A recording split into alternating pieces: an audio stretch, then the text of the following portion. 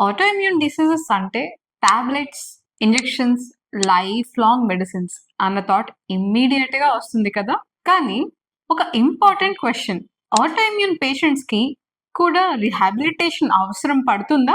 Answer simple గా చెప్పాలంటే yes, చాలా అవసరం ఉంటుంది.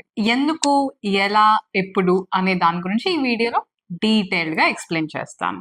ఈ ఆటోఇమ్యూన్ డిసీజెస్ లో మన ఇమ్యూనిటీ మన జాయింట్స్ మీద, నర్వ్స్ మీద, లేకపోతే స్కిన్ మీద, అలాగే మల్టిపుల్ అదర్ ఆర్గన్స్ మీద అటాక్ చేయడం జరుగుతుంది. వీటిలో కామన్ గా మనం చూసే autoimmune conditions rheumatoid arthritis, spondyloarthropathy, psoriatic arthritis, Sjogren syndrome, lupus erythematosus, vasculitis, ఇలా చాలా ఉన్నాయి. కానీ ఈ ప్రాబ్లమ్స్ అన్నిటిలో ఒక కామన్ సిమ్టమ్ పెయిన్ ఒక్కటే కాదు, stiffness, weakness, restricted mobility and prolonged disability. Autoimmune conditions లో మెడిసిన్ రోల్ ఏంటి? ఎస్, మెడిసిన్ చాలా ఇంపార్టెంట్. 1, ఇన్ఫ్లమేషన్ ని కంట్రోల్ చేయడానికి. 2, డిసీజ్ ప్రోగ్రెషన్ ని స్లో చేయడానికి. అయితే మెడిసిన్స్ ఒక్కటే సరిపోతాయా? నో. పెయిన్ కంట్రోల్ అయినా మూమెంట్ రాకపోతే, స్ట్రెంగ్త్ రిటర్న్ కాకపోతే క్వాలిటీ ఆఫ్ లైఫ్ ఇంప్రూవ్ అవ్వదు. ఇక్కడే రిహాబిలిటేషన్ రోల్ అనేది స్టార్ట్ అవుతుంది. అసలు రిహాబిలిటేషన్ ఆటోఇమ్యూన్ పేషెంట్స్ కి ఎందుకు అవసరం?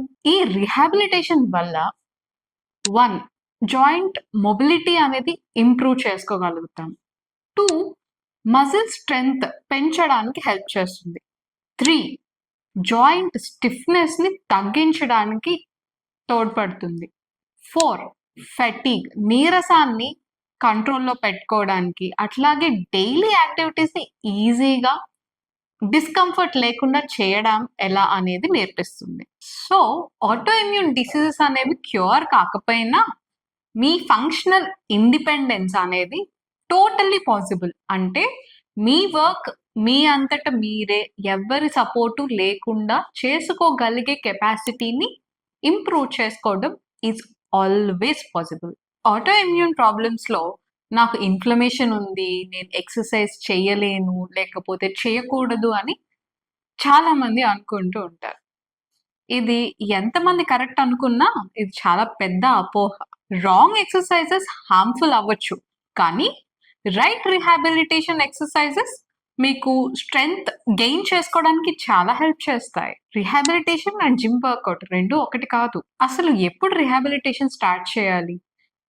మేము రిహాబిలిటేషన్ ఎవరికి రికమెండ్ చేస్తాము అంటే, 1, మార్నింగ్ స్టిఫ్నెస్ ఎక్కువగా అబ్జర్వ్ చేస్తున్నప్పుడు వాళ్ళకి రిహాబిలిటేషన్ చాలా హెల్ప్ అవుతుంది.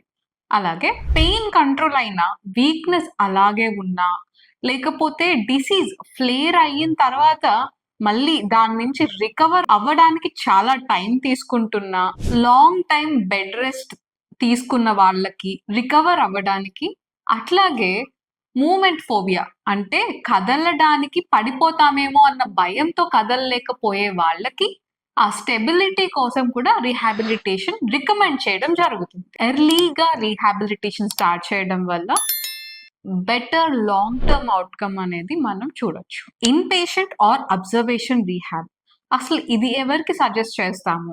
చాలా సివియర్ వీక్నెస్ ఉన్న వాళ్ళకి, ఫాల్ రిస్క్ ఎక్కువ ఉన్న వాళ్ళకి, అలాగే రిపీటెడ్ గా ఫ్లేయర్స్ వస్తున్నాయి, ఆటోఇమ్యూన్ కండిషన్స్ లో రిపీటెడ్ ఫ్లేయర్స్ వస్తున్నా, లేదు ఆటోఇమ్యూన్ ప్రాబ్లమ్స్ ఉన్న ఎల్డర్లీ పీపుల్ అంటే 60 years అబవ్ ఉన్న వాళ్ళకి, అలాగే మల్టిపుల్ జాయింట్స్ ఇన్వాల్వ్డ్ ఉన్న వాళ్ళకి కూడా మనం in patient or observation rehabilitation అనేది సజెస్ట్ చేస్తాము. ఈ అబ్జర్వేషన్ రీహాబిలిటేషన్ లో safe movement and fatigue monitoring తో మెడికల్ అండ్ రీహాబ్ కోఆర్డినేషన్ అనేది జరుగుతుంది. ఆటోఇమ్యూన్ డిసీజెస్ కి రిహాబిలిటేషన్ ఆప్షనల్ కాదు, నెసెసరీ. మెడిసిన్స్ డిసీజ్ ని కంట్రోల్లోకి తీసుకొస్తాయి, కానీ రిహాబిలిటేషన్ మీ లైఫ్ ని కంట్రోల్లోకి తీసుకొస్తుంది. అలాగే మీ సిట్యుయేషన్ లో రిహాబిలిటేషన్ రిక్వైర్మెంట్ ఉందో లేదో తెలుసుకోవడానికి మీ రుమటాలజీ అండ్ రీహాబిలిటేషన్ టీమ్ ని తప్పకుండా కాంటాక్ట్ చేయండి. ఈ వీడియో కనుక మీకు క్లారిటీ ఇచ్చినట్లయితే లైక్ చేయండి, అలాగే అవసరం అనిపించిన వాళ్ళకి షేర్ చేయండి.